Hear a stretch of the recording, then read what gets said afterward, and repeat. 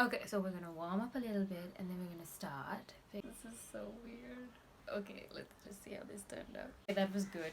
Now make this as natural as possible because we don't want to sound fake, and obviously nobody wants fake, right? Hi guys, welcome back to my YouTube channel. I'm Trudy. Today we're gonna talk about something that I felt like I've been called to do. Um, because as you can see by the title, it's about people pleasing, and this is something that I have been going through ever since I was a kid.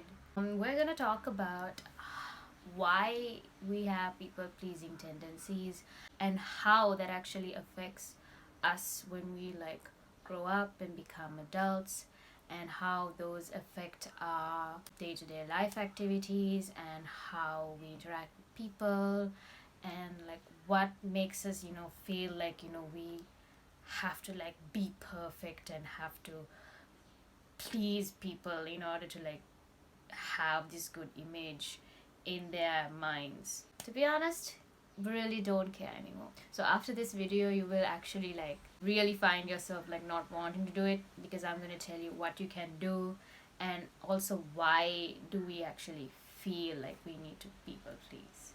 So keep on watching, and yeah, let's get into it. Okay, so I'll talk a little bit about why we have people pleasing tendencies. Especially we have it, when we are adults, because that has been like reprogrammed in our subconscious, that okay, you need to people please, okay, you need to like be perfect at this, you cannot make a mistake or those people will talk about it. So the reason why we actually have these people pleasing tendencies is because our parents might have people pleasing tendencies. So let's say like when we are small, let's say when we are born until we are about 7 years old, our minds actually operated through the subconscious mind. So during the first 7 years of our lives, our analytical, or how do you say, our conscious mind is actually shut off. So whatever you hear, whatever you see is actually being downloaded into our subconscious mind up until we are about 7 years old. During that period, if our parents, let's say, are having people pleasing tendencies like, okay, you have to be perfect, you have to go and say hello to this auntie, you have to do this, you have to do that, you cannot make mistakes. If you make mistakes, your whole life is just gonna get messed up. And so if we have had our parents tell us that when we were kids, that's gonna affect us when we grow up and become adults. So one of them could be people pleasing and trying to impress others and not considering how it may feel for us, whether it's good or not.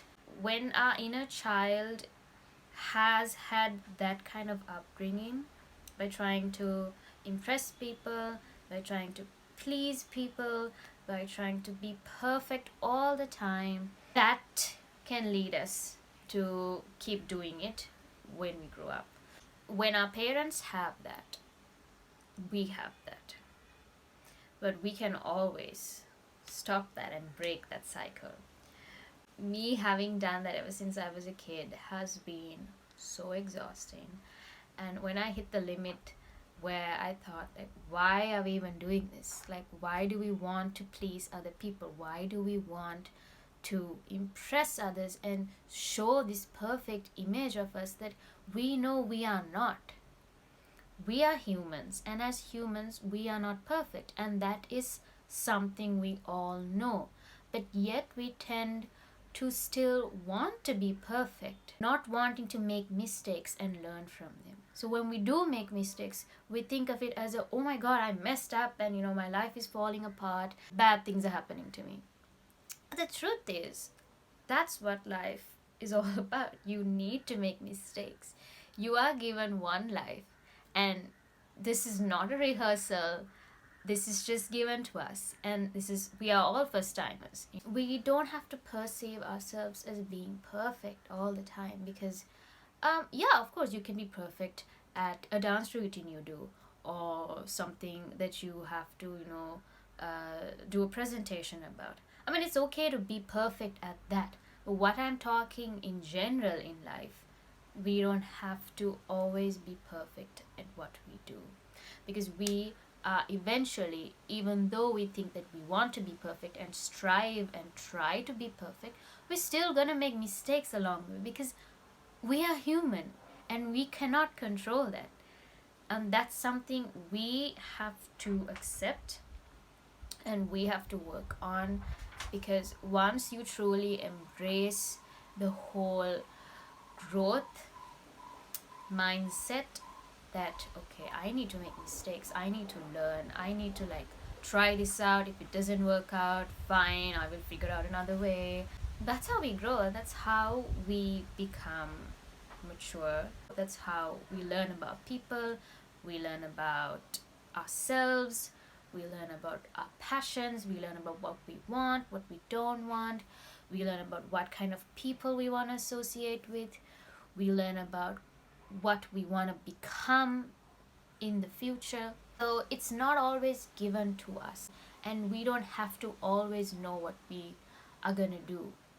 So it'll come to us through our intuition, through science, through people. So I think the first thing that you need to do if you want to stop this whole people pleasing tendency is you need to first be self aware.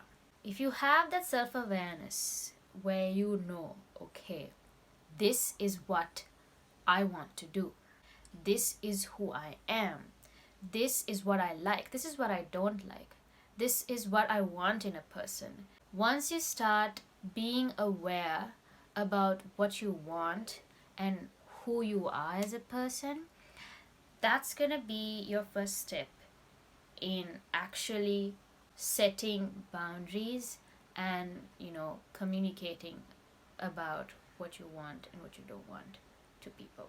In order to become self-aware, there are a lot of things you can do. First of all is like sitting down and writing about something, like okay, simple thing is what makes me happy, or just the basic like what type of friends I want to be with, like what kind of friends do I actually want to associate with, and what do those friends actually do for me. For an example, let's see, I want my friends to be reciprocating the same energy that I give off. Okay, if I'm gonna have friends that don't reciprocate the same energy that I give, and all I can feel is that I'm just the one giving and I'm not receiving the same energy back, I do not want her as a friend. So if I don't have friends that actually align with that, then I'm gonna like figure out and see, okay, what are the type of friends I have right now, or are they just hanging around and just wasting my time? Because if so, I'm just gonna cut them off. So when you cut them off is where you set the boundary and say, I'm sorry, I do not want to have you as a friend anymore, and you can just end the friendship. You have only one life, and let's just not waste it, okay, with people that don't align with who we are becoming as a person. Learn to communicate your feelings once you actually become self-aware of what you want. So when you communicate that, you are setting a boundary and you're choosing yourself, because now you know and you are self-aware as a person that this is who I want to be, or this is who I am now, and I don't want anyone interfering with that, anyone telling me otherwise, or anyone trying to bring me down. If they're gonna get hurt, that's on them, that's not on you. And when we do this, we people please, we always tend to think, how would they feel, or we tend to think, oh, I will hurt her, I will hurt her feelings. But the truth is, you cannot always have it that way. You're going to hurt people in your life. You will hurt your parents, you will hurt your siblings, you will hurt your friends, because we are not perfect to always know to do the right thing sometimes. If you feel like this is not benefiting you, it's okay to let it go. Because if you are having people pleasing tendencies with this person, that means that you are totally in a very wrong connection with this person. So for me, people pleasing mainly came was when with my parents and my relatives. More than my parents, it was actually my relatives. So, okay, I come from a brown family, an Asian family, and as an Asian, we have this thing that when we have family get togethers, when we meet all of our aunties and uncles and our cousins, the first thing that you have to do when you go there is, go say hello to each and every one and give them a kiss. Not even like the rest of the party that's stressful, it's the part where you actually step into the house and see everyone there, and okay, it's gonna be stressful, like, okay, I have to go and say hello to each and everyone. And the minute you miss one person, they're gonna blow up. They're definitely gonna blow up. This has happened to me multiple of times. It's not like you do it willingly sometimes. It's because you actually like made an honest true mistake that you didn't see them and actually go greet them and say hello. To be honest, there were people that actually wanted to go greet, say hello and all that, but then there were also people that actually didn't want to do that. I didn't feel bothered to do, but I had to do because like that's the rule. If you don't do it, like your mom or your dad would be like, okay, did you go and say hello to her? And if you didn't, it'll be embarrassing in front of everyone, and then you just go, specifically to say hello. Like that kind of feels embarrassing, and it feels like, why am I forcing this? So when you don't do that, they're gonna be like, oh, she didn't come and say hello to me. Oh, she has changed. She's very proud now. Sometimes they tell it to your face. Sometimes they tell your parents, and then your parents will tell you, what can you do? But when you're a kid, you don't have an option. You're just compelled to go and do it. Since now I'm an adult and I am becoming aware of my feelings and how I feel around people, and the energy that I feel around them. And if I know it, if it doesn't feel good, and if I know that I really just don't want to force myself to go and do that, I will not do it now. Like, if it's from a distance, if I can say hi, even better. But the fact that you have to push yourself and go and bend over and say hello to them is, I think, something that is very wrong in what they have actually made out of it. As a kid, when I go back and think, I just can't believe I actually did that. Because now I know as an adult, I'm not gonna do something of that sort because I don't care. So even if they like tell me like, oh, she's proud, like she doesn't come and say hello to me now, like now she's a different person, now she's the this whole different Trudy, I wouldn't care. Honestly, if you say that to my face, I would just be like, okay, whatever. Because what can you do? Like, you cannot please people, and if you don't feel like doing it, it's okay. And even if I could like say like, I'm sorry, I just don't feel like saying hello to you, I just, yeah, I don't like your vibe, I would say that right now, I would say. But the introverted little Trudy would have really found it hard to take that in, because that would really hurt her feelings, and she would actually just go and just do it in order to please them. That's it. No matter how much good you do, they will still always try to find some flaw, some fault in you, and just gossip about it, or talk about it with your mom, or talk about it with someone else.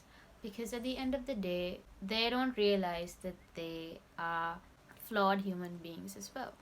We are all not perfect, and we will never ever be perfect, and that's something that we should all accept. And just strive to be who you are authentically. Just be you, just be who you are. Whether you make mistakes, it's fine. You make mistakes, you learn from it, and then you move forward. Considering this, me now, I think I know better now than what I went through when I was a kid, to not do the same for my kids. So it's all a learning experience, and it's always, always never late, never too late to actually come out of that rut, come out of doing the same old thing you've been doing that you don't like, by people pleasing and always trying to make things perfect. Because even my mom, up to this date, she always tells me, like, you need to be perfect, you need to do things perfectly, and she tends to do it as well. But then there are times I'm like, Mama, you don't need to be perfect. It's okay to make a mistake. Me having done it for, say, 20 odd years, I really do not want to see myself doing the same thing for the next 20 years or 30 years, because it's definitely draining you, and you are blocking yourself from doing the things that you love because you want to impress other people. Always be true to yourself and do things that make you feel aligned or inspired to do.